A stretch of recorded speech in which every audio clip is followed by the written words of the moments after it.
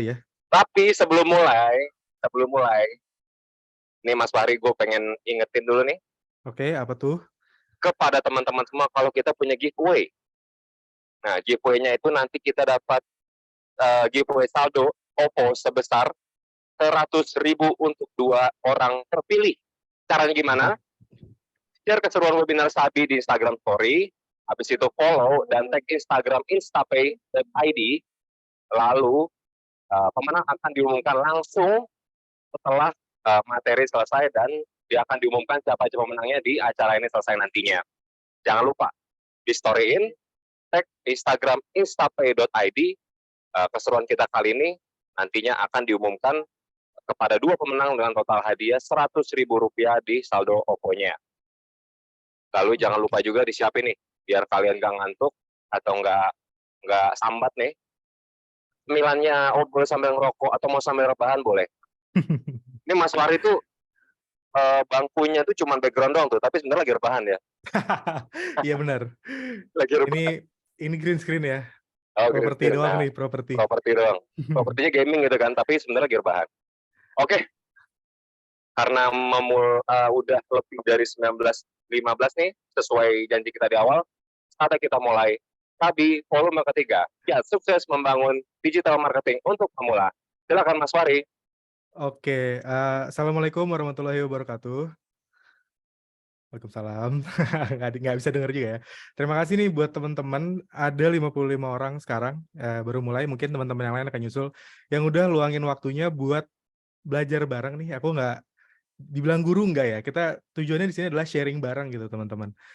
Kiat sukses membangun digital marketing untuk pemula. Mungkin buat teman-teman yang baru mau mulai di dunia digital marketing atau teman-teman yang udah punya usaha dan pengen mengembangkan bisnisnya lagi supaya lebih banyak dikenal oleh orang nih teman-teman. Perkenalkan dulu, nama saya Fahri. Saya sekarang bekerja sebagai digital marketing spesialis di Instapay Indonesia.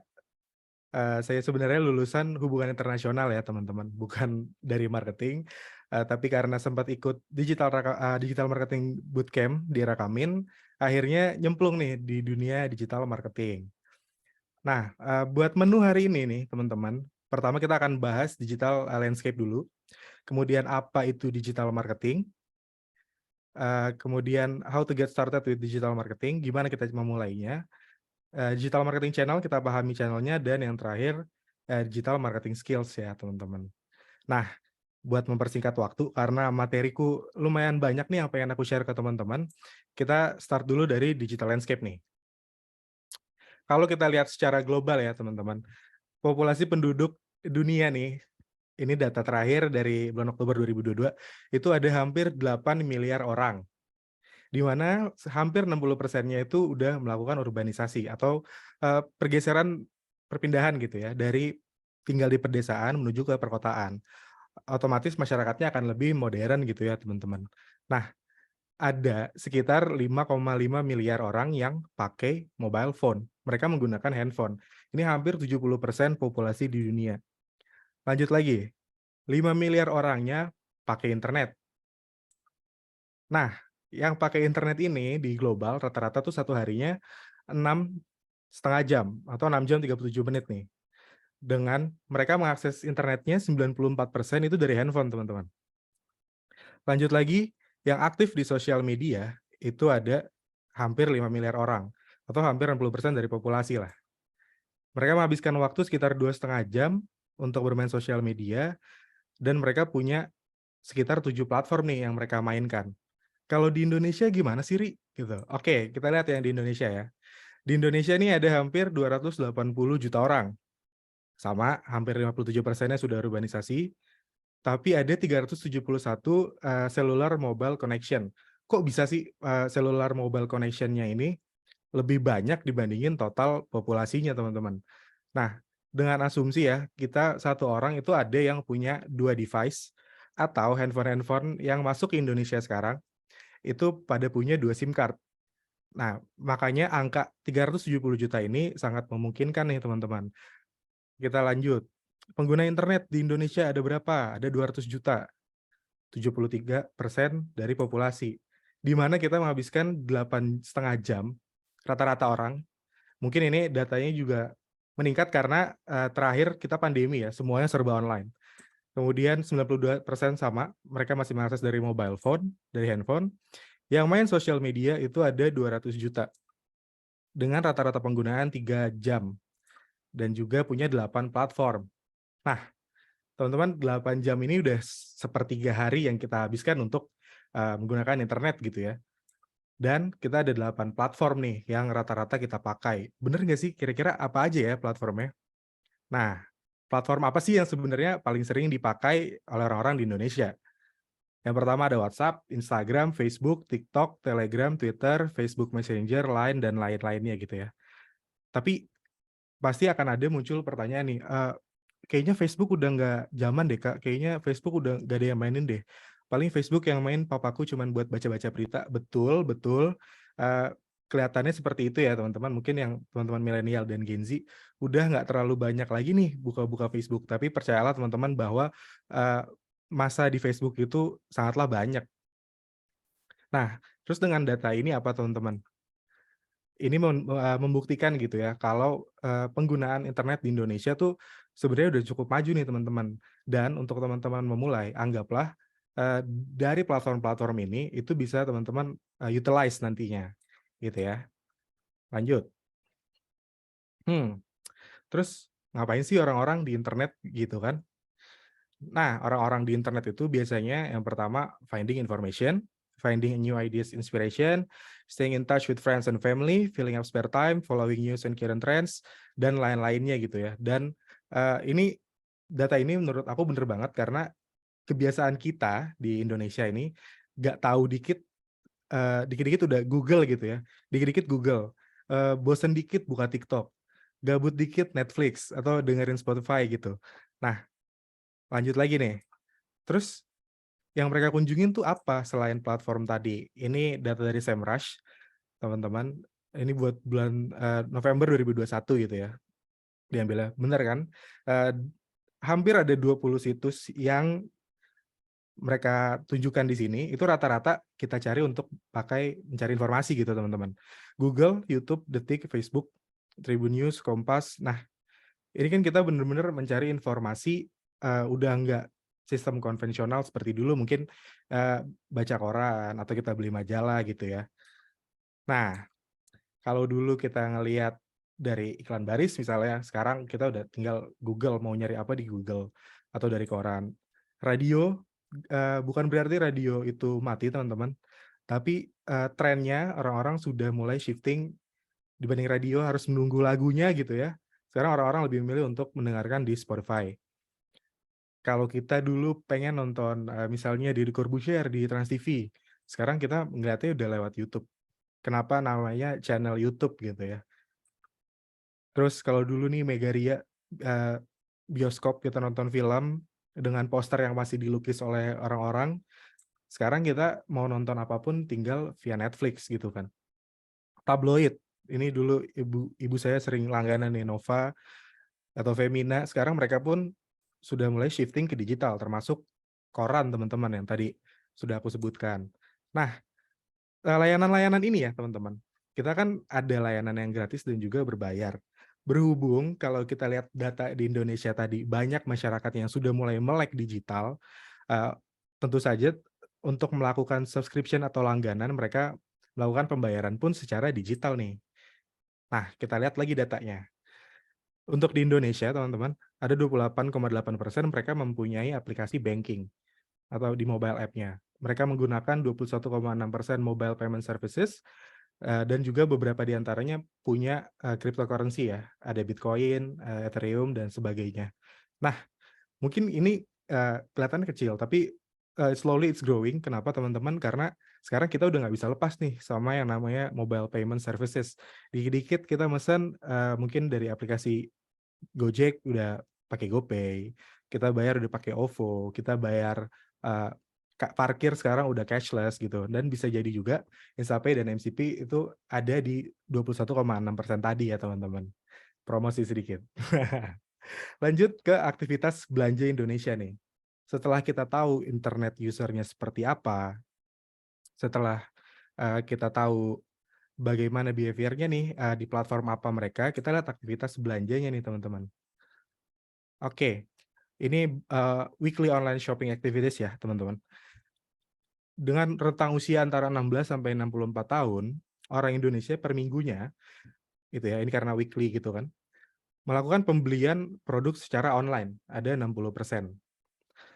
Kemudian 36% mereka membeli groceries atau kebutuhan harian secara online, membeli second hand item via online store buat sobat-sobat thrifting, masuk ke dalam kategori ini. Use an online price comparison services. Nah, ini misalnya teman-teman lagi di jalan-jalan ke mall atau ke toko-toko gitu ya, pas ngelihat, kayaknya gue beli di toko oren aja deh lebih murah, gratis ongkir lagi, gitu kan. Kayaknya enakan beli di toko yang hijau nih, di sini bedanya sampai 200.000 gitu. Nah, ini sering terjadi nih teman-teman dengan perilaku kita sekarang yang udah sebenarnya ketergantungan dengan e-commerce gitu ya. Lanjut lagi, sebagian di antaranya menggunakan buy now pay later services. Mungkin teman-teman pernah dengar nih, aku agak plesetin aja ya nama-namanya. Mungkin ada Kita, Aku Belum Laku gitu kan dan sebagainya. Nah, ini tren baru teman-teman di mana orang-orang Indonesia ingin barangnya sampai duluan tapi mereka memilih untuk bayarnya belakangan, teman-teman. Terus kalau udah gitu semua, apa sih yang ngedorong pembeliannya di online gitu kan? Yang pertama ada free delivery, ada coupon and discount, customer review, simple online checkout, likes and comment di sosial media, COD, cash on delivery, dan sebagainya. Nah, udah pasti kenapa kita memilih untuk belanja online, karena ada faktor-faktor ini teman-teman. Kayaknya beli di toko ini enak deh, masih gratis ongkir. Kayaknya ada diskon deh nih di official store yang ini. Jadi kecenderungan kita untuk membeli barang yang sebenarnya bisa kita jangkau di depan rumah atau di mall misalnya gitu ya. Ini bisa jadi kita membelinya secara online teman-teman.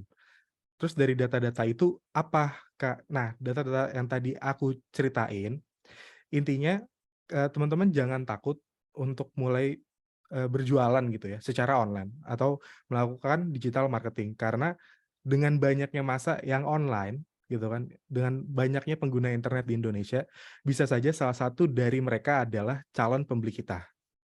So, apa sih sebenarnya digital marketing? Ini versi simpelnya aja ya. Sebenarnya terminologi digital marketing itu banyak banget. Cuman kalau aku simplified, digital marketing adalah upaya kita untuk memasarkan produk atau jasa dengan teknologi digital yang biasanya terkoneksi dengan internet, memanfaatkan saluran digital seperti search engine, contohnya Google gitu ya, social media, email, dan medium lainnya untuk audiens tertentu. Ya teman-teman, ada kata kuncinya audiens tertentu nih. Oke, setelah kita tahu seperti apa di Indonesia, siapa aja orang-orangnya gitu kan, harus ngapain nih kita sekarang? Oke, sebelum teman-teman start menjual atau masuk ke ranah marketing gitu ya, aku mau share dulu nih bahwa di marketing sendiri itu kan sebenarnya kita punya strategi-strategi ya. Di antaranya itu sebenarnya ada 4P, teman-teman. 4P itu adalah product, price, place, and promotion. Kita harus tahu dulu nih produk atau jasa yang kita tawarkan untuk audiens kita, teman-teman. Biar gampang mahaminnya, gini aja, marketing mix, tapi Miche ya teman-teman. Kita mulai dari produknya Miche nih. Ini kan Miche lagi ramai banget sekarang ya kan. Kalau kita lihat produknya, sebenarnya produknya ya dia es krim aja gitu.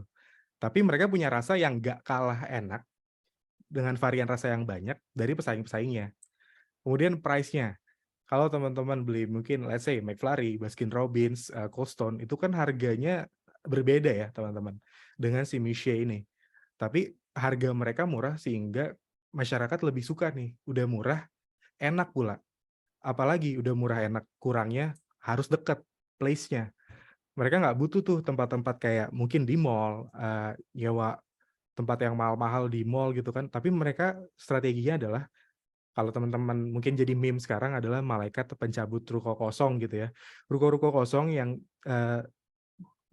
ada di daerah padat penduduk gitu misalnya teman-teman, itu mereka langsung tuh, ini prospektif nih, karena semakin terjangkau dan semakin dekat dengan target audiensnya Miche.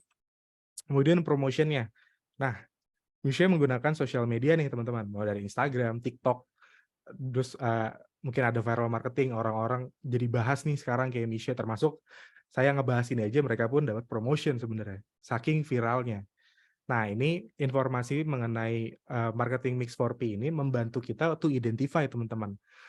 Dari produk kita, apa kelebihan produk kita misalnya, variannya apa saja, kemudian, berapa harga yang harus kita tetapkan, kemudian place-nya di mana sih kita berjualan.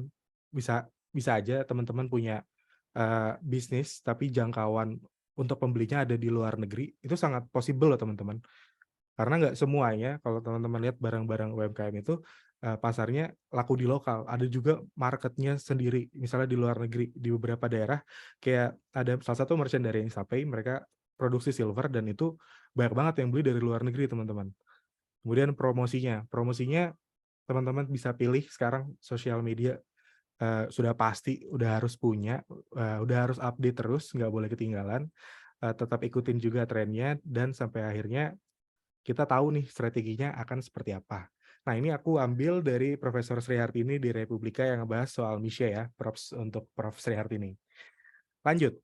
Nah, aku mau ajak teman-teman untuk berandai-andai nih. Anggaplah teman-teman berjualan pakaian sekarang.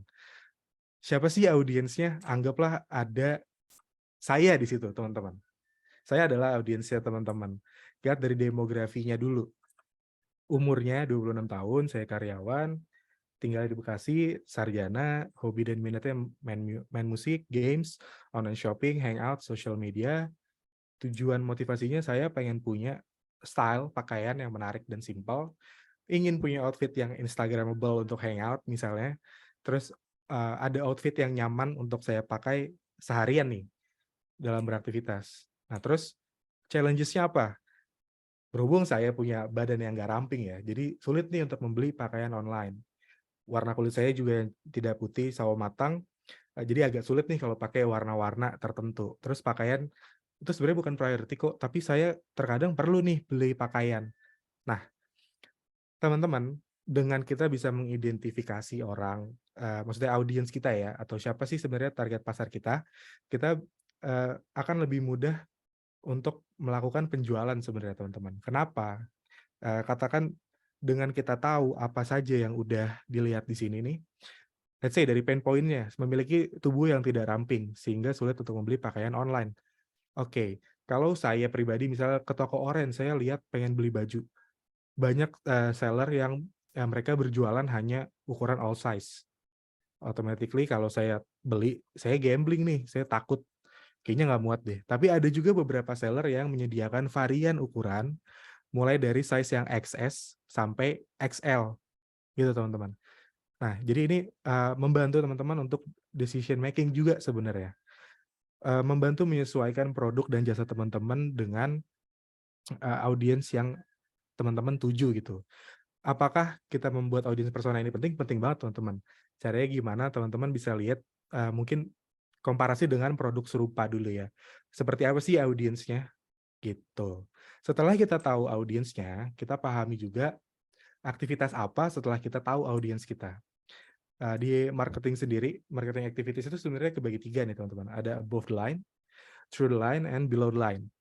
Ini BTL ya teman-teman, jangan TBL-TBL ya. Uh, kita start, aku mau ajak teman-teman untuk mengesampingkan dulu yang tengah teman-teman. Kita lihat yang kiri, yang above the line, dan juga yang below the line. Oke, yang above the line ini sebenarnya pemasaran yang massal. Itu fokusnya untuk brand awareness aja. Bagaimana orang-orang sadar akan produk kita, merek dari produk kita. Kemudian, ini biasanya tradisional teman-teman. Ada TV, radio, majalah, koran, billboard, videotron. Karena kalau kita pasang iklannya, kita nggak tahu nih, kita nggak bisa ngukur. Sampai nggak ya dengan audiens yang kita targeting? Kebayang ya teman-teman ya. Sedangkan kalau yang below the line, ini aktivitasnya tuh biasanya lebih spesifik, gampang banget diingat, langsung ke target audiensnya, fokusnya memang langsung ke jualan teman-teman. Contohnya ada sponsorship, brand activation, in-store marketing, dan sebagainya. Contoh simpelnya, untuk memudahkan memahami BTL, kalau mungkin zaman sekolah dulu kali ya, mungkin teman-teman zamanku sekolah dulu tuh ada Milo. Milo datang bawa truk gitu ya, terus anak-anak sekolahan dibagiin Milo satu-satu. Nah, itu rasanya lebih enak dibandingin kita beli Milo sendiri dan bikin di rumah gitu ya misalnya. Nah, itu adalah taktik dan strategi marketingnya dari Milo misalnya untuk langsung nih karena targetnya Milo adalah minuman berenergi dan untuk anak-anak sekolah misalnya gitu ya. Jadi kita setelah nyobain dikasih freebies di sana, kita akan convert di mana anak-anak itu akan bilang ke orang tuanya nanti, "Pa atau Mah beli Milo dong, enak nih," gitu, "buat sekolah biar lebih semangat." Akhirnya terjadi tuh, seperti itu teman-teman. Atau aktivasi lain mungkin kalau kita lagi ke mall ada yang nawarin, "Kakak udah punya kartu ini belum?" Gitu. Itu adalah salah satu contohnya ya teman-teman. Nah, sementara si Through the Line ini teman-teman, ini campurannya nih, dari ATL dan juga BTL. Jadi menggabungkan antara yang massal tadi, dan juga yang below the line. Makanya biasanya sering juga disebut 360 marketing atau digital marketing di social media platform juga. Jadi kita melibatkan semua aspek nih, yang massalnya dapat, tapi kita fokus penjualan juga teman-teman, biar nggak pusing gitu ya. Kalau kita udah tahu activity-nya nih, kita pikirin dulu marketing funnel. Marketing funnel tuh apa sih sebenarnya? Marketing funnel nih membantu kita untuk eh, sebagai step by step gitu ya, atau tangga nih untuk kita memulai di digital marketing. Di awareness sendiri, ini adalah first contact with your brand. Jadi di mana audiens yang tadi sudah kita buat, audiens persona yang sudah kita buat tadi, itu kita kenalkan dengan brand kita melalui berbagai medium. Kemudian tahapan selanjutnya ada consideration. Setelah mereka kenal, mereka cari tahu lebih nih sama produk, sama jasa kita. Oh, eh, misalnya gitu ya. Oh, ternyata si kakak ini jualan baju. Bajunya bahan apa sih gitu. Terus akhirnya dia searching modelnya ada apa sih. Nah, itu udah masuk di consideration ya, teman-teman. Kemudian conversion. Encourage customer untuk membeli produk atau jasa kita. Dia sudah tahu brand kita, dia sudah tahu kita jualan baju, dia sudah tahu model baju kita banyak. Kita kasihlah di situ mungkin sedikit promotion atau diskon misalnya. Beli yuk baju gue misalnya. Dan akhirnya terjadi nih purchase atau convert nih, pembelian. Setelah si pembelinya itu pakai, dia coba, dia bilang enak, akhirnya setelah beberapa bulan, beli lagi deh bajunya enak nih buat harian gitu kan. Nah, pas dia nongkrong sama teman-temannya, dia bilang nih baju gue enak nih, adem gitu. Padahal kita nggak sampai nih ke temannya. Jadi si orang pembeli tadi, karena dia sudah membeli 2 kali, dia merekomendasikan produk kita. Nah, ini sebenarnya step by step-nya teman-teman. Simpelnya, awareness itu attract, kita menarik orang-orang. Consideration kita inform, kita menginformasikan ke orang-orang tentang produk-produk kita nih apa aja, supaya mereka tahu lebih tentang produk kita. Convert, mereka membeli. Engage, kita meminta orang-orang gitu ya yang udah beli itu untuk banyak teman-teman. Engagement tuh bentuknya banyak banget. Mulai dari likes, komen misalkan atau mereka upload itu adalah suatu bentuk engagement ya teman-teman. Dan juga spread. Spreadnya ini sebenarnya mungkin kalau teman-teman lihat jangan lupa share ke teman-teman yang lain ya. Nah, itu adalah bentuk spread teman-teman. Oke, lanjut. Marketing audiensnya udah, globalnya udah. Sekarang channelnya nih. Nah, channelnya tuh apa aja sih Ri sebenarnya di marketing? Oke, channelnya itu ada paid, di mana kita yang bayar. Ada earn, yang kita dapatkan, dan juga own, apa yang kita punya. Kalau paid, itu basicnya adalah kita bayar ke platform, di mana tempat kita ngiklan, untuk mereka menunjukkan produk kita, gitu. Contohnya ada digital paid ads, boosted social media post, dan sebagainya. Akan ada nanti contohnya. Earn, ini yang kita dapatkan dari word of mouth. Berapa banyak sih teman-teman di sini yang kalau mau beli, itu pasti ngelihat dari rating teman-teman. Wah, rating tokonya udah bagus nih. Wah, review produknya bintang 4 ke atas nih, beli deh gitu. Atau mungkin ngelihat dari media coverage gitu ya. Masuk ke salah satu media, di-review oleh media tersebut, katakan device mungkin handphone gitu ya, katakan handphone, masuk ke Gadget In, di-review, wah kayaknya oke nih handphone. Akhirnya teman-teman jadi membeli produk tersebut. Nah, itu salah satu bentuk earned media ya teman-teman. Kemudian ada own.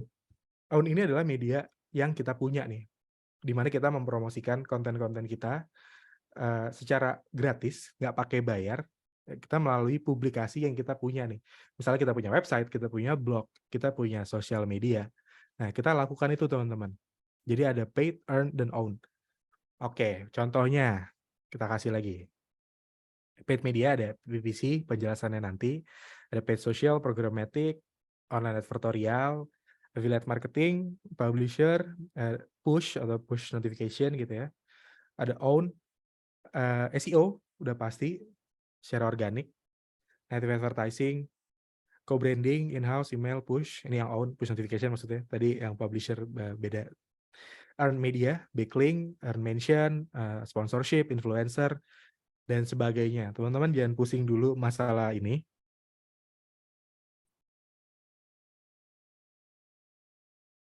Lanjut lagi ya. Ini kita bahas yang organik dulu. Nah, jadi secara pembagian ini sebenarnya ada dua teman-teman. Ada yang cara bayarnya, itu ada yang organik dan paid. Secara distribusinya ada yang direct dan juga yang indirect nih. Oke, kita bahas yang kiri dulu teman-teman. Ini yang organik ya. Yang organik itu kita nggak perlu bayar apapun. Kita melakukan development konten. Kita buat konten-konten kita buat strategi konten kita share melalui sosial media yang kita punya. Channel sosial medianya apa, teman-teman yang define. Apakah brand saya cocok di Instagram, ataukah brand saya cocok di Facebook? Apakah saya harus jualan di semua platform? Nah, itu teman-teman bisa define sendiri nanti melalui organik. Kemudian paid-nya. Untuk paid-nya, ini mengharuskan teman-teman untuk membayar sejumlah uang. Nah, kalau kita membayar, automatically kita harus persiapkan budgetnya, teman-teman. Nah, dari budget yang kita habiskan, nanti iklan yang kita pasang tersebut akan mendatangkan traffic nih. Orang-orang lihat, orang-orang bisa tahu tentang kehadiran brand kita. Kemudian mereka akan masuk ke funnel yang tadi, dari awareness, dari tahu dulu, cari tahu lebih, membeli, menggunakan, dan mereka share. Nah, itu sebenarnya goals-nya itu, teman-teman. Kemudian secara distribusinya nih, direct. Direct tuh yang kita jualan secara langsung gitu ya sebenarnya. Mungkin ada telemarketing, ada email marketing, itu kan direct karena kita langsung terima emailnya. Direct mail and postage itu mungkin seperti flyer, SMS dan text messages. Kalau teman-teman pernah ngerasa lagi jalan-jalan naik mobil tiba-tiba ada SMS masuk, dapatkan promo hanya di mall ini yang mallnya jaraknya cuma 1 kilo. Nah, itu direct teman-teman. Kemudian ada yang indirect. Indirect ini contohnya seperti content marketing, SEO, influencer marketing, royalty and reward, sama review. Di mana kita sama sekali tujuannya sebenarnya nggak jualan, teman-teman. Tapi kita memang posting aja apa yang terjadi atau apa yang kita jual gitu.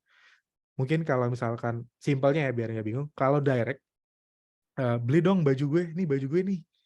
Enak kok, enak. Orang takutnya kayak apaan sih gitu. Tapi kalau kita bilang indirect, kita cuma sharing aja. Baju gue nih bahannya bambu cotton nih, dia bagus. Nyerap keringat, tahan 1 hari, anti lecek. Nah, justru yang kayak gitu-gitu mengundang orang-orang yang melihat, ih masa sih bajunya kayak gitu, gue cobain deh beli. Gitu teman-teman. Nah, channelnya apa aja? Channelnya apa aja? Sebenarnya banyak nih teman-teman. Ini secara keseluruhan gitu ya. Ada yang paid, ada yang organik, ada SEO, SEM. Oke. Aduh, Ri, kayaknya gue udah mulai pusing deh nih belajar digital marketing. Tenang.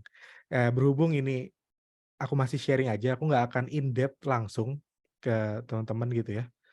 Aku share bit by bit dulu ya. Dari search engine marketing.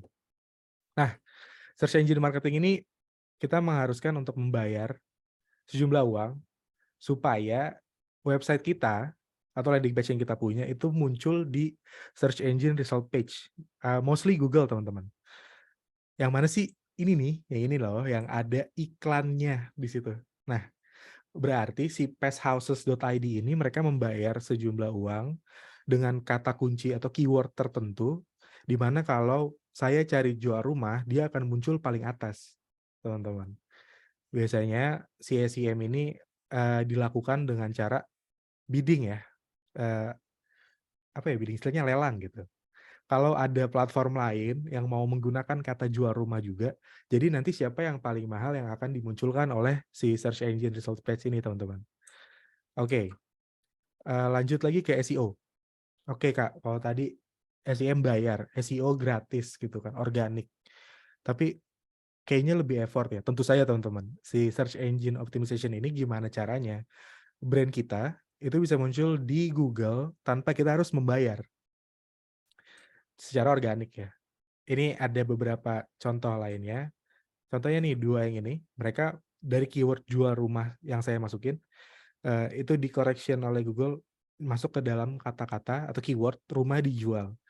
Jadi yang pertamanya tadi pest houses itu ya, yang ada tulisan iklan. Sementara kalau SEO, dengan mereka mengoptimasi website, membuat blog dan artikel yang ada di website mereka, mereka bisa muncul nih di halaman pertama Google. Karena kalau teman-teman rasain pasti jarang banget deh kayaknya kita ngubek-ngubek Google sampai ke halaman belakang-belakang ya teman-teman.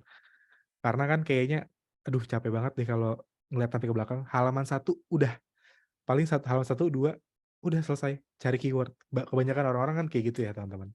Lanjut lagi, ada push notification. Push notification ini biasanya dari handphone, dari mobile app. Contohnya kayak Tokopedia nih, ini direct nih langsung. Pasti ada promo GoFood buat Fahri. Padahal bohong, nggak cuma buat saya doang, yang lain juga dapat gitu. Lalu beli pulsa di Tokopedia aja gitu. Ini dia nge-share kode promo supaya mungkin dengan asumsi kalau saya perlu beli pulsa, aduh ada promo kebut DG, saya bisa beli dan saya langsung pakai saat itu juga. Nah, tujuannya gitu teman-teman, push notification. Email marketing, dari e-commerce lagi saya contoh ambil Zalora.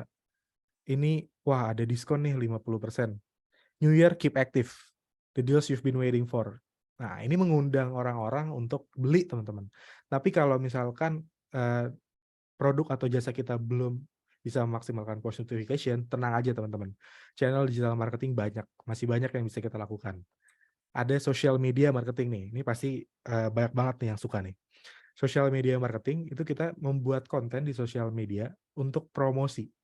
Promosi tadi akan drive traffic ke bisnis kita atau membawa calon pembeli gitu ya, atau leads ke profile kita gitu. Nah, ini sering beririsan juga dengan SMO atau social media optimization. Ini biasanya secara organik ya. Social media marketing itu bisa sebenarnya bisa organik dan bisa paid, cuman ini untuk memudahkan aja teman-teman. Contoh, blibli.com di Instagram nih. Di Twitter dia juga ada. Di TikTok juga ada, Facebook ada, YouTube ada. Terus kalau kita perhatiin kontennya beda kan. Jadi secara nggak langsung kalau kita lihat secara organiknya mereka benar-benar utilize platformnya nih benar-benar tailor made untuk setiap platform karena masing-masing punya konten yang berbeda. Karena kalau mirroring teman-teman itu kalau teman-teman lihat 5 platform ini bisa aja kontennya ya sama semua gitu kan. Tapi props to Blibli mereka bisa bikin untuk Instagram beda, untuk Twitter beda, untuk TikTok beda dan sebagainya. Kayak gitu ya teman-teman. Lanjut lagi nih PPC marketing. PPC marketing nih yang tadi aku ceritain, masalah kita bidding juga sama dengan search engine marketing itu sebenarnya masuk ke dalam PPC ya, teman-teman. Jadi kita ngebid, kita bayar per klik. Kita menghabiskan sejumlah uang untuk dihabiskan oleh orang-orang yang ngeklik nih. Platformnya dari Google Ads, bisa dari Facebook Ads, YouTube Advertising, LinkedIn Ads, atau Twitter Ads. Nah, ini ada juga programmatic, cuman aku mention aja. Programmatic ini prosesnya otomatis ya teman-teman. Jadi akan ada ad network, ada advertisernya dulu kita yang mengiklan, akan ada publishernya, di mana nanti mereka akan saling bertukar slot atau posisi gitu, membeli media buying, membeli slot nih. Nah, misalnya yang di sini nih teman-teman, ini ada October Sale, ini dari website Kompas, atau yang di sini JDID. Katakan berarti JDID ini membeli slot yang ada di halaman Kompas pada tanggal sekian, jam sekian, mereka membeli sebesar berapa impression misalnya di situ. Nah, seperti itu ya teman-teman.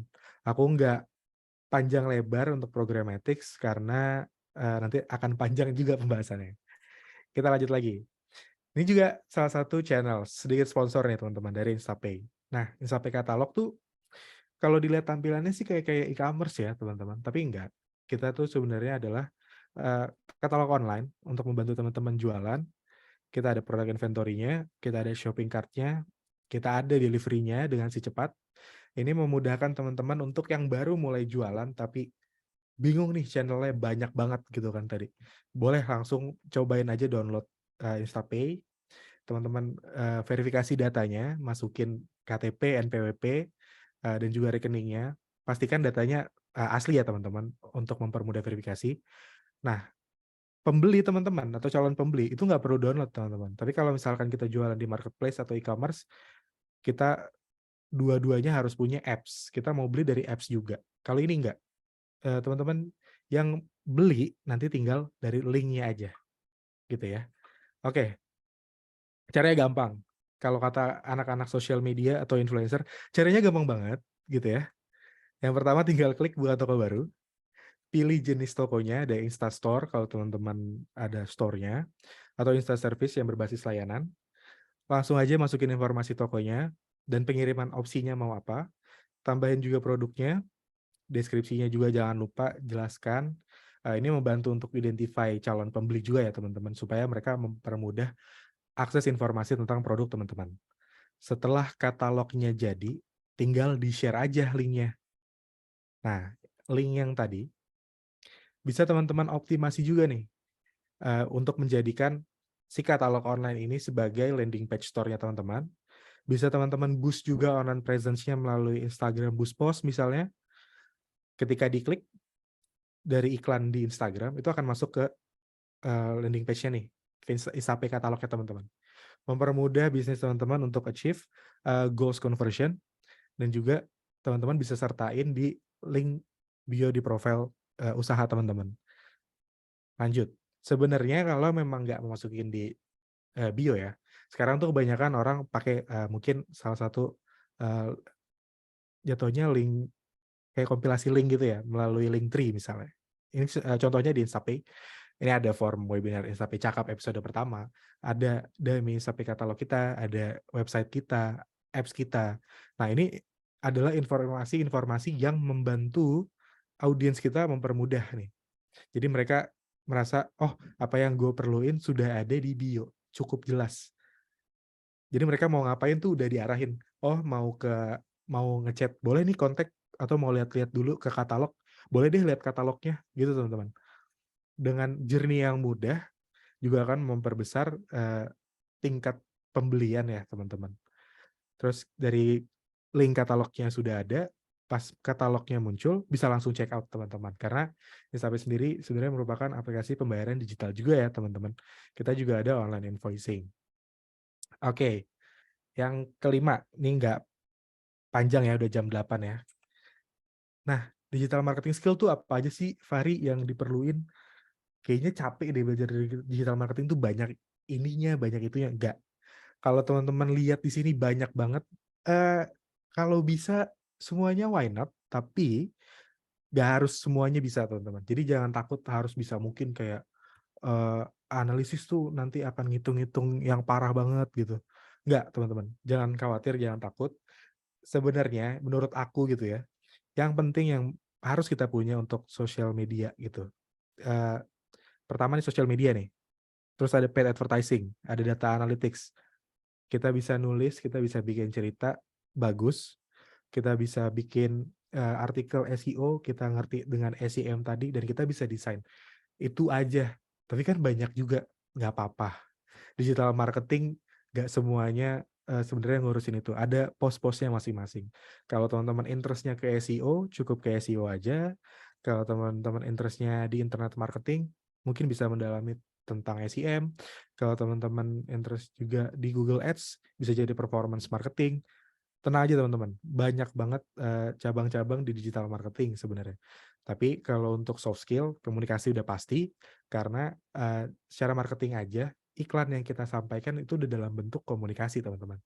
Gimana audiens yang tadi sudah kita set, bayangan audiens kita, itu message-nya nyampe teman-teman. Bayang ya. Terus ada creative problem solving. Makanya iklan-iklan tuh suka aneh-aneh, itu suka, kreatif banget ya orang-orang yang bikin iklan ini, untuk supaya orang inget nih dengan iklannya dan produknya. Contoh, mungkin teman-teman kemarin sempat ngelihat masalah iklan Pantene yang modelnya tuh Keanu gitu ya. Itu kan lumayan interesting. Atau iklannya Joe Taslim sama Fadil Jaidi, iklan Head and Shoulders. Nah, itu kan padahal iklan sampo, tapi kenapa harus mereka gitu kan? Pasti akan ada alasannya teman-teman. Brand melakukan iklan seperti itu untuk mudah diingat oleh orang. Dengan mudah diingat akan memudahkan orang-orang lain untuk membeli. Ketika mungkin di Head and Shoulders, aduh banyak aktivitas rambutnya gatel, langsung ingetnya ke sana, ke Head and Shoulders. Di segmen yang lain, ketika mungkin teman-teman yang cewek gitu ya, aduh rambutnya lepek, langsung ingat ke Pantene. Itu goalsnya teman-teman. Kemudian bisa multitasking, karena kerjaan di digital marketing nggak cuman ngurusin satu aja sebenarnya, tapi banyak karena kita harus koordinasi dengan berbagai divisi juga. Mungkin ke divisi graphic designer kita minta KV gitu kan. Kita minta izin-izin yang lain, kita minta ACC kepada bos-bos. Nah, itu perlu banget nih teman-teman. Jadi kita harus bisa juga multitasking. Jangan ngerjain ini belum beres, aduh itu aja seharian. Kalau bisa multitasking ya teman-teman. Terus strategic planning. Misalnya di strategic planning ini tuh kita campaign, kita bisa nentuin nih, campaign ini berjalan selama berapa bulan teman-teman. Misalnya di Januari ini, minggu pertama, minggu kedua, minggu ketiga, minggu keempat, minggu kelima. Nah, per minggunya kita mau ngapain aja. Itu udah harus kebayang step by step ya teman-teman. Jadi kita nggak ada satu hari bingung, aduh bikin apa ya gitu. Kalau teman-teman bisa punya strateginya dulu, teman-teman rencanakan dulu matang-matang strateginya seperti apa, itu akan mempermudah aktivitas digital teman-teman juga nih. Dan yang pasti ada attention to detail dan analytic thinking. Analytic thinking ini dipakai untuk apa sih? Untuk menentukan decision lanjutan dari apa yang kita lakukan nih teman-teman. Kita lanjut ya. Oke, nah kalau di marketing funnel, aku balik lagi. Basicnya sebenarnya cuma awareness, consideration, dan juga conversion. Kalau teman-teman lihat yang di bagian kanan nih, ini ada reach, impression, dan lain-lain, itu sebenarnya adalah matrix yang membantu kita untuk mengukur keberhasilan atau seberapa efektif sih dari aktivitas kita di digital gitu ya. Oke, biar nggak bingung lagi, kita simplified. Pasti sering dengar dong kalau anak-anak yang udah di agency, si ini engagement rate-nya berapa sih? Gitu. Kalau mau endorse ini gimana sih? Nah, itu sering banget nih. Mungkin teman-teman punya teman yang kerja di agency gitu ya. Kita lihat, kalau kita mau lihat berapa banyak, kita bicaranya volume-nya gitu ya, berapa banyak, itu yang paling gampang kita ngeliat amount spend, itu berapa banyak yang kita habiskan. Engagement tuh dalam bentuk berapa interaksi yang terjadi teman-teman. Itu ada likes, comment, share, save, subscribe, berbagai macam komen gitu ya, itu masuk ke engagement juga. Kemudian reach, berapa banyak iklan atau postingan kita ini menjangkau orang, seberapa banyak orangnya, sedangkan untuk impression berapa kali dilihat. Jadi gampangnya kalau reach berapa banyak, impressionnya berapa kali. Kalau sepengalaman aku ya, untuk reach dan impression pasti akan selalu lebih besar dari reach. Kenapa? Karena bisa aja teman-teman satu orang itu ngelihat iklan 2 kali, gitu ya. Terus ada leads, ini calon pembeli atau calon pelanggan kita, ada clicks, ada video view, ada conversion. Oke, lanjut ke biaya. Nah, ini ada cost per 1000 impression atau cost per mile, disingkatnya CPM. Ini berapa cost atau biaya yang kita keluarkan untuk mendapatkan 1000 impresi. Berapa yang kita bayar untuk 1000 orang lihat, sebanyak 1000 kali gitu ya. Terus cost per view, kita membayar ke platform sekian rupiah untuk mendapatkan satu view. Atau cost per engagement, dan juga seterusnya nih, ada cost per click, cost per action, cost per leads. Nah, kemudian berbicara di rasio. Rasionya tuh lebih ke seberapa efektif conversion dalam percentage misalnya. CTR, frekuensi itu seberapa banyak orang melihat iklan kita, bisa 2 atau 3. View rate berapa persen. Nah, lanjut lagi, hitung-hitungan dikit nih sebelum masuk tanya jawab kali ya, hitung-hitungan dikit. Jadi di digital marketing tuh sebenarnya kan banyak banget matriksnya dan banyak banget perhitungan nih teman-teman. Kita lihat di engagement misalnya. Engagement itu kita totalin dulu terjadi seberapa banyak likes, seberapa banyak komen, share, save, dan sebagainya, dibagi ke impression. Berapa banyak yang lihat gitu. Nah, itu jadi engagement rate. Cuman engagement rate ini nanti akan ada turunannya. Kita mau bagi ke follower, mau bagi ke impression, gampangnya kita bagi ke impression dulu aja ya. Lanjut lagi ke clicks. Clicks dibagi impression akan jadi click through rate. Conversion dibagi impression akan jadi conversion rate.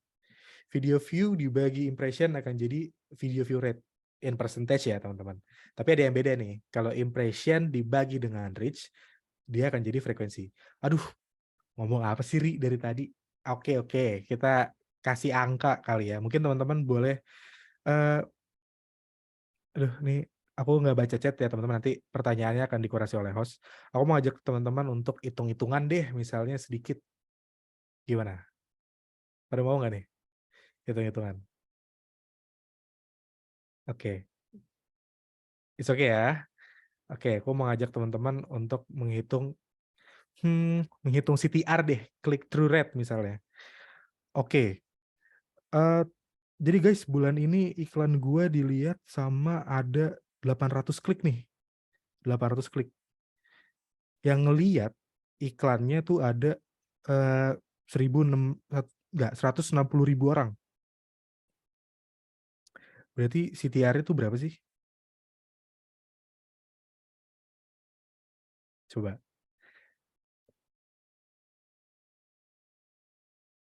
Ada yang jawab? Waduh. Ayo. Tadi berapa ya angkanya ya? Oke, kita ulang lagi angkanya gini. Yang ngeklik iklanku nih, iklanku yang ngeklik itu ada 800, ya kan? 800 nih. Sementara yang ngelihat iklannya itu ada 160.000. Oke, kan 0,05 ya, dikali 100 ya teman-teman. Jadinya percentage 0,5%. Gitu. Jadi iklan kita menghasilkan click through rate-nya adalah 0,5. Apakah itu kecil, Ri? Apa besar ya? Nah, untuk perhitungan benchmarking besar atau kecilnya hasil CTR misalnya, click through rate gitu ya. Ya, kalikan 100 jadinya 0,5% gitu ya. Nah, kalau di aku 800 dibagi dengan 160.000, 0,005 kalikan 100%, teman-teman. 0,5. Apa Faisal ngitung ya? Oke, anyway, kita lanjut dulu. Nah, jadi untuk benchmarking berapa berapa persen yang kita harus dapatkan gitu ya. Apakah 0,5 kecil ataukah harus berapa persennya? Uh, ini teman-teman bisa lihat benchmarking percentage untuk CTR sesuai dengan bisnis teman-teman. Gitu. Yes, 0,5. Thank you Kak Nita Yunita. Kita lanjut lagi. Thank you ya. Lanjut lagi. Ini masalah di amount spend. Amount spend biaya kita beriklan gitu ya. Amount spend dibagi dengan engagement akan jadi cost per engagement. Amount spend dibagi dengan video view akan menjadi cost per view. Amount spend dibagi dengan clicks akan menjadi CPC atau cost per click. Intinya tinggal kita bagiin aja nih, kita keluar berapa dibagiin sama objektifnya apa kemarin gitu ya. Nah, tapi ada yang beda. Untuk mendapatkan CPM-nya berapa, amount spend kita bagiin impression. Jadi amount spend-nya kita bagiin impression, kita kalikan dengan 1000, maka akan ketemu cost per miles. Cost per miles itu, kita balik lagi kayak depan yang funnel gitu ya, akan menentukan efektivitas campaign awareness kita nih teman-teman. Salah satunya bisa dari reach, bisa dari impression, bisa dari ad recall lift. Itu kalau teman-teman nggak tahu ad recall lift, seberapa efektif orang inget dengan iklan kita. Frekuensi, seberapa banyak misalkan orang-orang ngelihat iklan kita bisa 1 kali, 2 kali, 3 kali, dan cost per miles. Berarti kita berapa biaya yang kita bayarkan untuk menjangkau atau untuk orang-orang itu lihat iklan kita sebanyak 1000 kali gitu ya teman-teman. Tadi aku udah sempat mention ya. Oke. Nah, teman-teman nggak perlu pusing nih ketika nanti udah belajar lebih lanjut lagi seperti apa tentang digital marketing. Intinya adalah gampang banget. Fokuskan dulu sama matrix dan juga goal dan objektif teman-teman. Teman-teman ada di ranah yang mana? Jangan sampai teman-teman pengennya awareness, tapi teman-teman ngitungnya misalnya gitu ya, malah CTR. Gak apa-apa sebenarnya kalau cuman pengen tahu gitu ya. Cuman objektif dari awareness sendiri kan biasanya ini gitu, reach impression yang udah aku tulis di sini. Ini mostly gitu ya. Jadi kita harus tepat nih dengan marketing funnel kita. Objektifnya mau apa, matriksnya pakai apa. Asal kita udah tahu objektifnya apa, kita akan mudah nge-define untuk pakai matriks apa. Kebayang ya? Oke. Nah, lanjut. Untuk teman-teman yang pengen belajar lebih lanjut gitu ya, digital marketing, itu gak harus ikut bootcamp sebenarnya, tapi kalau emang mau ngerasain hands-on experience, boleh banget ikut bootcamp misalnya. Atau kalau teman-teman banyak spare time, bisa banget cobain di rumah dari Google Skillshop, dari Meta Blueprint, dari HubSpot, dari Neil Patel, atau yang dari tadi sources-sources yang aku ambil ada Smart Insight, 4 Week MBA. Banyak banget teman-teman sources yang bisa teman-teman pelajari untuk paham lebih lanjut tentang digital marketing nih. Nah, dari Skillshop dan Meta Blueprint, teman-teman juga bisa dapat kok sertifikat termasuk juga HubSpot yang bisa teman-teman pajang di profile LinkedIn untuk memulai karir nih. Gitu. Nah, jadi kesimpulannya apa sih, Ri? Dari tadi ngomong panjang ke sana ke sini ngomongin matrix. Oke, simpelnya gini. Kalau teman-teman mau understand digital marketing, itu sebenarnya step-nya adalah kita tahu audiensnya siapa, kita set objektifnya apa, kita pilih kita mau jualan di mana aja marketing channelnya, kita buat strateginya, kemudian setelah strategi berjalan, kita implement nih, kita jalanin iklannya, sambil kita track dan kita analisis. Setelah berjalan, jangan lupa nih pakai tes dan optimize. Kita tes dulu kontennya kalau memang mau ngiklan. Makanya ada terms itu biasanya A/B test gitu ya. Jadi kalau kita mau beriklan teman-teman, dibandingkan menghabiskan uang yang banyak untuk 1 bulan, biasanya kita uji coba dulu mungkin 1 minggu, 2 minggu. Apakah iklannya antara A dan B bagus yang mana? Ternyata yang B yang lebih bagus, yang winningnya kita pakai. Dibandingkan harus menghabiskan budget selama 1 bulan, ternyata iklannya nggak works gitu ya. Dan evaluate. Jadi, ulang lagi, define audiensnya, kenalin dulu audiensnya dari jasa dan produk teman-teman itu apa, goals-nya teman-teman pengen apa, apakah goals-nya pengen jualan, apa goals-nya emang awareness dulu supaya orang-orang tahu brand jualan saya, kemudian pilih marketing channel-nya, apakah aku mau jualan di Instagram, di e-commerce, atau kalau mau di Shopee katalog, gitu ya. Terus konten strateginya apa? Jangan lupa dites, di-optimize, di-track juga, dianalisa nih dengan perhitungan-perhitungan matriks yang aku share cuman sedikit, teman-teman. Karena kalau ngejelasin in detail, waktunya takut nggak cukup gitu ya. Ini sedikit lagi udah mau sesi tanya jawab. Oke, evaluate. Jangan berhenti, kita coba. Jangan takut salah, jangan takut kemahalan. Ngumpulin niatnya berat, kata Kak Rizka Lisiani. Iya, emang banget. Tapi lumayan nih. Lumayan challenging, apalagi buat tim-tim rebahan gitu ya. Buat aku sendiri belajar digital marketing emang, aduh, cukup capek gitu kan. Karena dulu sebelum aku ikut dan into lebih jauh di digital marketing, teman-teman nggak tahu boleh percaya atau enggak gitu ya. Aku senang banget nontonin video-video gratis yang ada di YouTube nih, yang durasinya tuh sampai 10 jam. Durasinya ada yang 9 jam, 10 jam yang nerangin bahasa Inggris dengan aksen India gitu kan. Sebenarnya good to try gitu teman-teman. Kalau pengen tahu cocok nggak sih gue nih di digital marketing, bisa nggak sih gue berkarir? Jangan takut teman-teman. Kalau teman-teman bisa belajar ini sendiri gitu kan, teman-teman paham, teman-teman praktek langsung, uh, karena menurut aku pribadi digital marketing itu kita belajar sambil terjun teman-teman. Udah nggak nyemplung lagi, terjun. Kita harus terjun, emang harus ngerasain ya gitu kan. Nah, paling dari aku segitu aja. jangan berhenti belajar karena digital marketing itu prosesnya selalu berlangsung. Website setiap hari ada update, platform ada update, yang viral tiap bulan ganti-ganti, yang trending tiap hari ganti-ganti. Jadi jangan takut buat belajar dan memulai teman-teman karena gak ada salahnya mulai dibandingin teman-teman gak memulai sama sekali, gitu ya. Oke, aku kembalikan ke Irham deh kalau gitu. Silakan Irham. Semoga bermanfaat ya teman-teman ya. Oke. Kalau dikutip ini ya terakhir keren banget nih. Define your target audience, set marketing goals, choose your marketing channel, create a content strategy, implement tracking and analytics, test and optimize, dan yang terakhir harus evaluate. Habis evaluate, ulang lagi dari awal terakhir ya. Yap, betul. Reevaluate gitu. Aku izin minum ya teman-teman ya. Minum apa itu?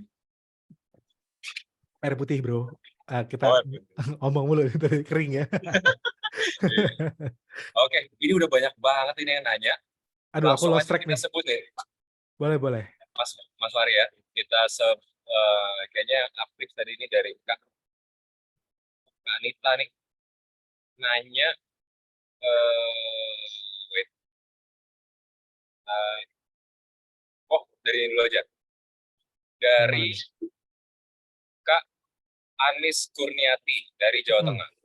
Izin bertanya kepada Kak Fahri, bagaimana cara mengatasi permasalahan pemasaran atau penjualan produk dengan para pedagang yang lebih dulu berjualan? Masalahnya biasanya para pembeli online shop, e-commerce melihat rating penjualan, sedangkan yang baru mulai belum ada ratingnya. Bagaimana caranya biar bisa menarik pembeli? Oke, ini berarti kasusnya di platform e-commerce ya, berarti ya? Ya, e-commerce. Betul ya? Oke. Teman-teman, kalau teman-teman udah berjualan di e-commerce gitu kan, pasti akan ada yang namanya price comparison nih. Produk serupa. Sekalipun teman-teman punya harga lebih murah, tapi dengan behavior yang tadi aku udah ceritain di awal, di mana orang-orang lebih interest dengan penjual yang memiliki banyak rating dan review, jangan takut kalah gitu ya. Karena segitu banyak orang di e-commerce, pasti akan ada aja yang beli produk teman-teman dengan cara apa? Kalau teman-teman bisa mengoptimize di luar itu. Karena e-commerce kan katakan salah satu muara gitu ya. Mungkin pertama, produk yang teman-teman jual tuh udah ada nih di platform lain. Informasinya lebih banyak, lebih jelas, mengarahkan pembeliannya mungkin bisa melalui e-commerce tersebut, atau mungkin mau promosi lagi dikit ke Instapay Katalog. Karena di Instapay Katalog kan nggak ada nih, kita nggak bisa lihat toko yang lain. Hanya link toko kita aja yang bisa orang itu lihat. Jadi sedikit mempersempit decision dari audiens kita untuk nggak ada comparison price gitu ya. Jadi teman-teman harus bisa nih mengeksplor lagi lebih unique selling point barang serupa, apa yang menjadikan orang-orang harus membeli barang teman-teman. Di e-commerce, kalau teman-teman interest juga, itu banyak e-commerce yang bisa ads gitu ya. Katakan di toko hijau tuh ada ads-nya, kita membayar sejumlah uang. Tapi jangan karena ngerasa kalah dan pengen jualan gitu, jangan sampai kita boncos juga ya. Harus perhitungan ya teman-teman ya. Jadi kita udah menghabiskan uang sehari 100.000 katakan untuk di e-commerce, tapi kok udah dihabis 100.000, nggak ada yang beli lagi. Jatuhnya kan kita rugi teman-teman. Jadi kalau emang teman-teman ngerasa perlu nggak sih gue berbayar nih di toko hijau ads gitu katakan di ads-nya. Kalau emang teman-teman punya budgetnya, silahkan coba dari small scale-nya dulu untuk membantu boost online presence di e-commerce-nya gitu ya. Tapi kalau teman-teman belum, lakukanlah secara organik karena paid ads itu bukanlah suatu keharusan sebenarnya. Tapi ketika kita punya perhitungan yang baik dengan budget, kita tahu kalau kita keluar budget sekian akan membawa orang lebih banyak membeli produk kita dan kita bisa menargetkan itu dengan tepat, harusnya sih produk yang dijual itu bisa lebih muncul dibandingin produk lain ya teman-teman. Targetingnya juga harus tepat, gitu.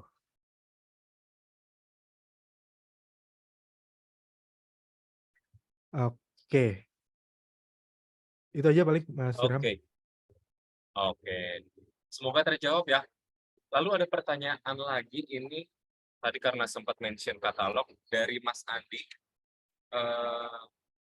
Kelebihan katalog Instapay itu apa sih kalau dibanding dengan e-commerce lain? Oke. Sebenarnya gampangnya gini, eee, kalau di e-commerce teman-teman kan harus download nih. Aku download di sini, download, terus, orang yang mau beli juga harus download gitu kan, di aplikasinya.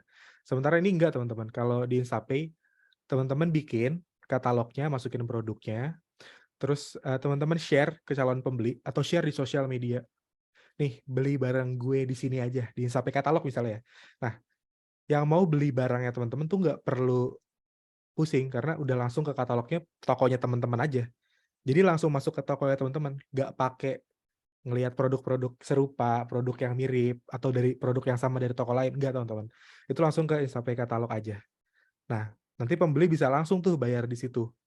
Pembayarannya juga udah ready semuanya, pengirimannya juga ada. Jadi kalau orang pakai kelebihannya dibanding e-commerce, Instapay katalog tuh lebih personalized, teman-teman. Jadi bisa langsung di-share aja di WhatsApp, di sosial medianya. Kalau misalkan teman-teman jualan di toko ijo misalnya atau jualan di toko oranye, nanti biasanya kan di bio teman-teman masukin nih atau mau beli transaksi via ini aja. Nah, di e-commerce tuh kan sekarang trennya, nggak tahu ya untuk teman-teman yang masih jualan di e-commerce, kemarin tuh aku baca beritanya bahwa, biaya adminnya tuh nambah gitu kan, per kategori. Ini setahuku ya, boleh dikoreksi untuk teman-teman yang jualan di e-commerce.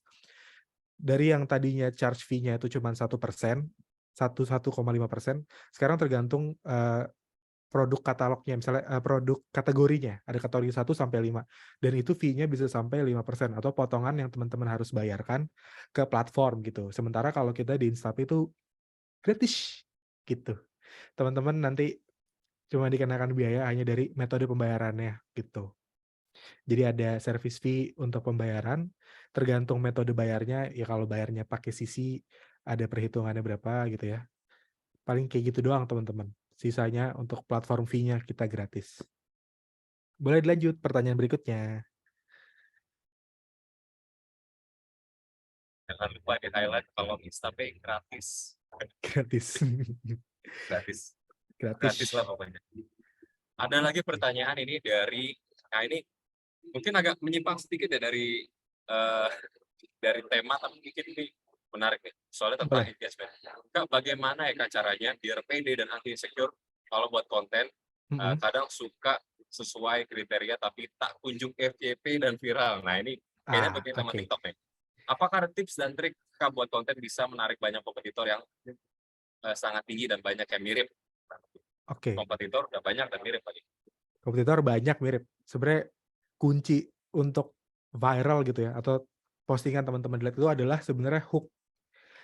Hook itu gimana di 3 detik pertama tuh orang ngelihat kontennya itu udah oke gitu. Kalau teman-teman mau FYP, mau effort FYP, biasanya makanya tadi aku juga share kan, kenapa perlu, writing dan storytelling. Beberapa konten di TikTok ada yang memang konten komedi, karena hook-nya dapat udah lucunya dari dance misalnya, dari gerakannya gitu. Tapi ada juga konten-konten yang sifatnya, storytelling, day in life gitu, day in life kontennya rame. Atau teman-teman, eee, kontennya maunya seperti apa, kalau teman-teman jualan terlalu hard selling, misalnya yang emang, "Guys ini tas kayak gini loh, bagus deh, beli yuk," gitu. Ya pasti nggak akan ada yang beli karena ngapain sih, ini mah jualan nih gitu. Tapi kalau teman-teman kemas bentuk kontennya, lebih baik gitu, eee, seperti apa caranya ya teman-teman bisa lihat nih. Biasanya itu orang kalau produknya katakan, tas gitu ya, pakai daily, pakai nongkrong, itu ada bisa anti air misalnya mau hujan-hujanan, atau mau versi komedinya. Kemarin aku lihat ada salah satu produk dari Bandung gitu ya, mereka jualan jaket anti air. Mereka melakukan komparasi, jaket anti air itu dari yang harganya jutaan, bener-bener disiramin selang gitu sampai basah-basah, sampai produknya dia yang harganya ratusan ribu.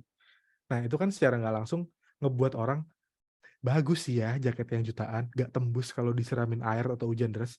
Tapi ada juga nih produk yang 250 ribuan, sama kok dalamnya kering-kering juga. Nah, itu jadi nge-build alam bawah sadar viewer-nya teman-teman, atau viewer-nya konten teman-teman nih, buat, "Oke deh, coba deh, beli deh," gitu. Jadi ada hook-nya juga nih, ada sesuatu yang bikin orang tuh pengen nonton nggak langsung nge-swipe gitu. Kayak gitu ya teman-teman ya. Mungkin kalau teman-teman lihat di kontennya Instapay nih, kalau teman-teman follow Instapay, itu kan pasti akan ada reels yang isinya ada mukaku juga kan sebenarnya. Jadi mie ayam udah pernah, jadi tukang pijit juga udah pernah. Jadi bikin konten tuh nggak masalah kalau teman-teman nggak FYP, nggak masalah kalau teman-teman nggak viral. Tenang aja, kalau mau bikin konten FYP, kuncinya itu satu, konsisten, keep creating teman-teman. Jadi buat terus nih. Kalian sambil buat terus, sambil tahu gue harus ngapain, sambil membentuk personal branding, harus gue seperti apa kalau di internet gitu kan. Kontennya mau arahnya kemana, atau mau ngikutin tren banget boleh, mau create your own style dan branding sendiri boleh banget. Karena biasanya orang tuh suka dengan originality ya. Mungkin kalau lihat di TikTok tuh banyak banget orang-orang yang kalau stylenya kayak gini, oh ini udah dia banget. Oh kalau dance-dance pasti akan ke dia. Oh kalau marah-marah pasti dia. Oh kalau nyinyirin orang pasti dia. Nah itu kan sudah terbentuk dengan sendirinya kan sebenarnya teman-teman. Nah be original teman-teman. Jangan takut, jangan sedih kalau nggak ada yang lihat kontennya. Keep creating. Uh, when the time it's come pasti konten teman-teman akan masuk gitu. Lanjut. Ini juga ada pertanyaan lagi. Oh ya, sama. eh, Sekarang kita kan kalau di TikTok tuh banyak ya. Dia Ya. dari pribadinya sih, karena kepo juga. Kayak ada si Bunda Korla tuh kan yang jual-jualan kode. Dia punya ikonik Yes. kata-kata dia sendiri tuh yang apa? Gelombang kanan, gelombang ini segala macam. Kajil, Nah, itu kajil. mempengaruhi. Ya, Kajil. kok Bunda Korla sih. Siapa kajil, sorry. Nah, itu mempengaruhi nggak sih? Kayak kita bikin trademark sendiri kepada jualan kita gitu. Oh iya dong, teman-teman kalau bisa menciptakan trademark sendiri, kenapa enggak? Maksudnya siapa yang nyangka di awal kajil 10 gelombang kiri, 10 gelombang kanan dari live-nya, dari yang awalnya bahan candaan sampai orang-orang membeli produknya beneran dan ternyata memang produknya bagus gitu. Itu adalah salah satu bentuk.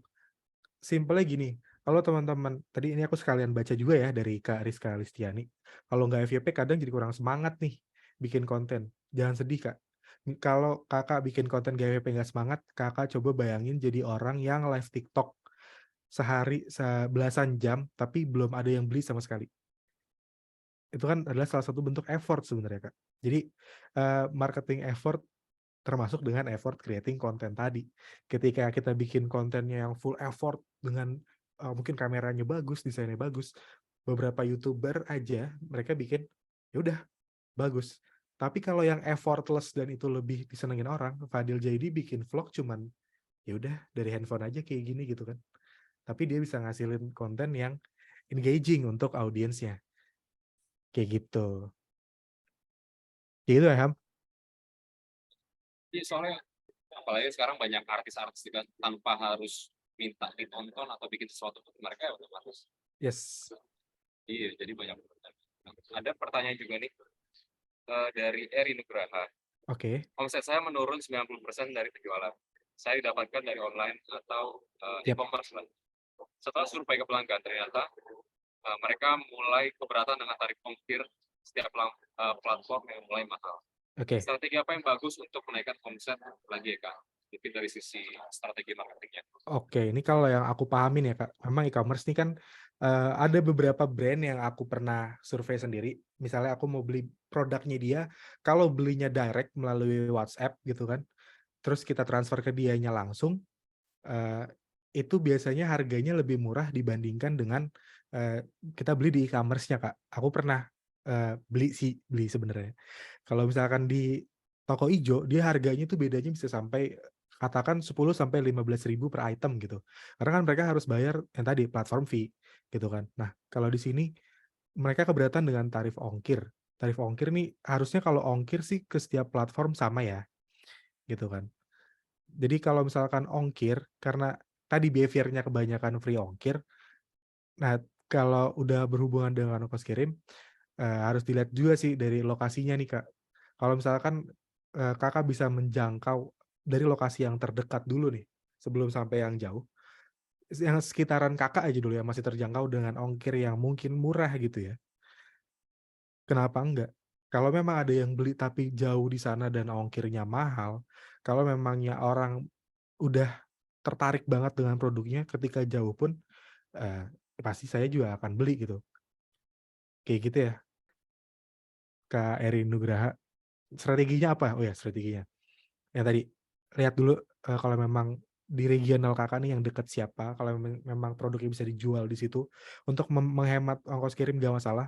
Ekspansi keluar tetap harus, ke berbagai daerah juga tetap, supaya produknya dibeli. Nah, kalau misalkan jualannya online hanya dari e-commerce aja, coba platform lain, Kak. Banyak platform lain atau channel-channel lain untuk kakak jualan. Kalau emang mau cari audiens baru, coba platform baru. Karena bisa jadi audiens yang udah ketemu kakak di Instagram, belum pernah ngeliat kakak di TikTok misalnya. Kayak gitu ya. Berhubung waktunya udah tinggal dikit nih Ham, udah mau 8:30. Gimana kita ajak ngobrol yang udah di raise hand gitu. Oke, boleh. Oke, Ini boleh. tadi ada Mas Muhammad Afandi. Silakan di open mic-nya.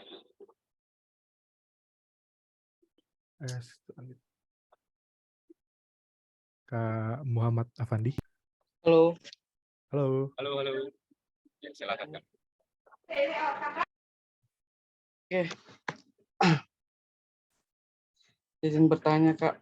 Boleh.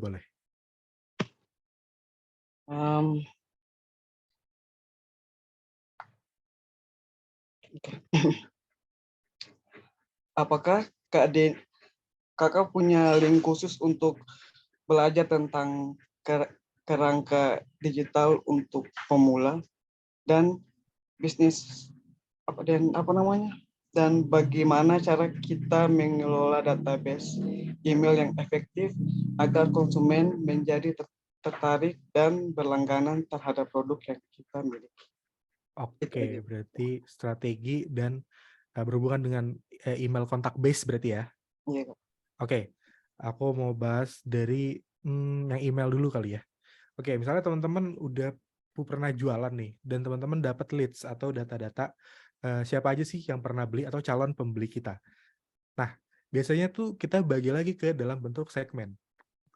Orang-orang yang sudah pernah membeli, kita remind, kita ingatkan lagi dengan promo khusus misalnya.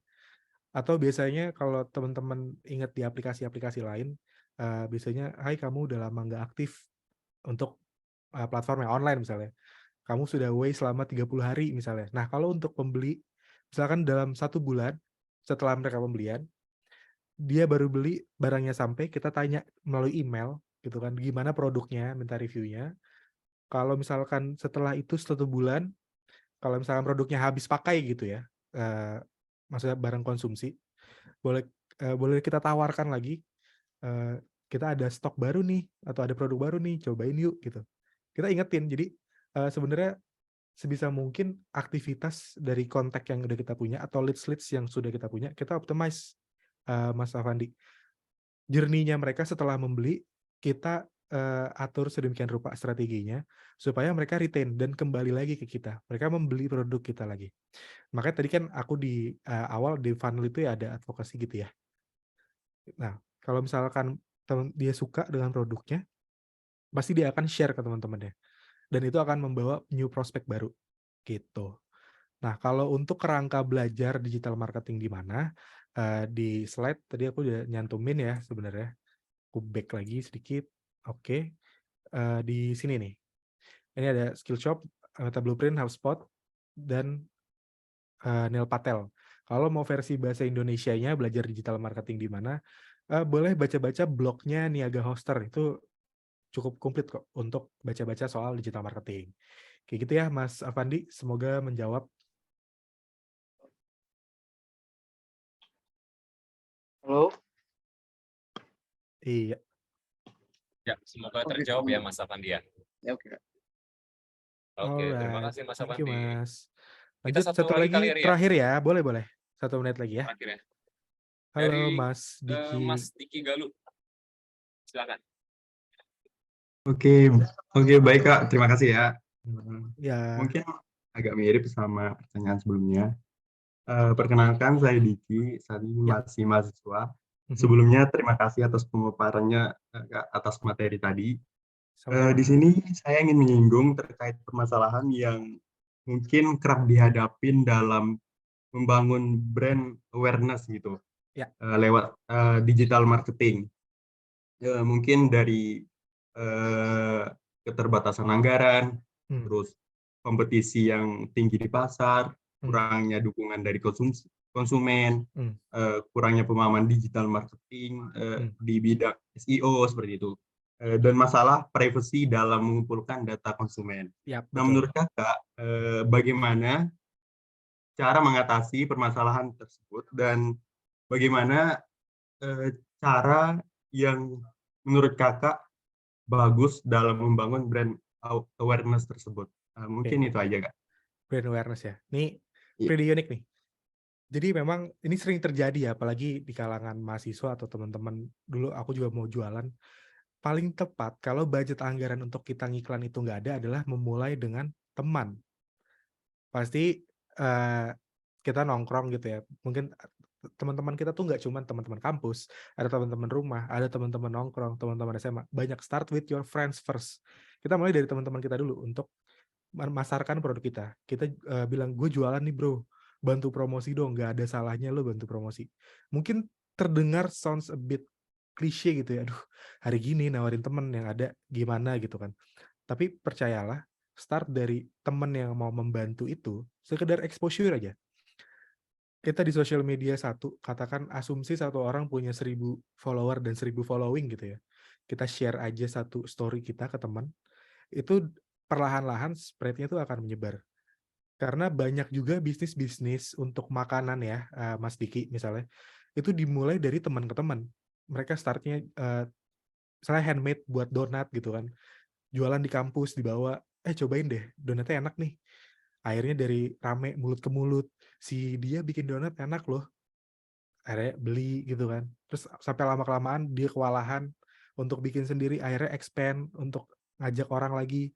Makin besar bisnisnya, dia mulai promosi di sosial media, dia mulai buka pesanan, open by pre-order dulu. Jadi sebenarnya untuk digital marketing, apalagi yang kalau pemikirannya untuk anggaran berbayar gitu ya, itu agak dikesampingkan dulu, tidak masalah.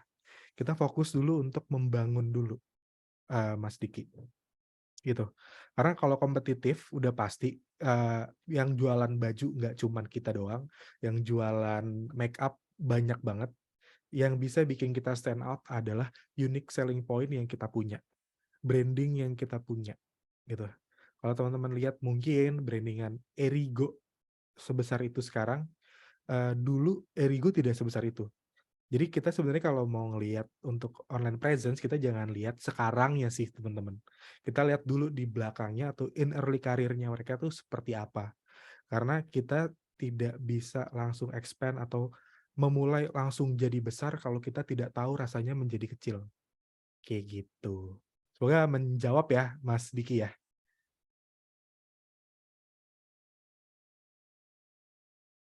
Iya, Kak. Terima kasih. Alright. Oke teman-teman, Itu. gimana? Ada lagi? Mas Irham? Oh enggak.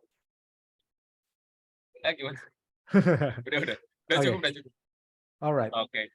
Mungkin ada tambahan dari Mas Ari? Oke, paling kalau teman-teman interested dengan slides yang aku punya, mungkin nanti boleh DM aja ke Instapay kali ya. Karena kalau aku share agak repot, atau mungkin dicekin nanti nih siapa yang hadir gitu ya. Nanti bisa aku kirimin secara langsung. Atau aku share mungkin, ya follow dulu deh mungkin Instapay-nya. Gitu kali ya. Kalau teman-teman Boleh tuh. interested sama Sabi slides yang ini. Kalau teman-teman interest sama katalog, boleh juga. Kalau ada pertanyaan, boleh chat di Instagramnya Instapay atau ke nomor WhatsApp yang ada di bio. Kalau teman-teman pengen connect sama aku, boleh cari namaku di LinkedIn. Kalau teman-teman masih ada pertanyaan lain, boleh juga di DM, mungkin di sosial media aku dicari sendiri namanya apa. Gitu ya, jadi nama aku aja gampang kan. Tinggal dicari, boleh di DM. Kalau emang aku bisa jawab, akan aku jawab.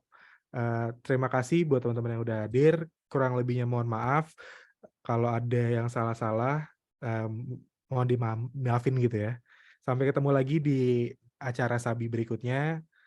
Oh ya, aku lupa. Kalau teman-teman mau ikutan lagi nih acara Sabi, tapi teman-teman pengen dapetin sertifikat online, teman-teman bisa juga nonton webinar Sabi berikutnya, itu di apps-nya Cakap juga ya. Jadi di Cakap setelah teman-teman nonton, teman-teman bisa dapat sertifikat. Kalau yang Zoom di sini teman-teman lebih dapat personalnya aja, lebih dekat gitu. Alright, segitu aja paling Irham. Thank you semuanya. Oke, thank you banget. Thank you banget Mas Fahri. Thank you juga buat teman-teman semua yang udah tadi sempat upload story-nya. Nah, kan tadi ada yang nanya tuh, ada link khusus nggak sih untuk dapat tentang digital marketing? Nah, ini dari sumber langsung nih, dari Mas Fahri. Tapi syaratnya, kalau mau Follow dapat aja dulu. PowerPoint dari Mas Fahri, itu adalah follow Instagram Instapay, lalu story ini. Jangan lupa nih, yang story-nya tadi masih ada nih, yang sempat ngefoto, di-upload lagi, tag Mas Fahri, dan tag juga Instapay, atau Instapay aja nggak apa-apa.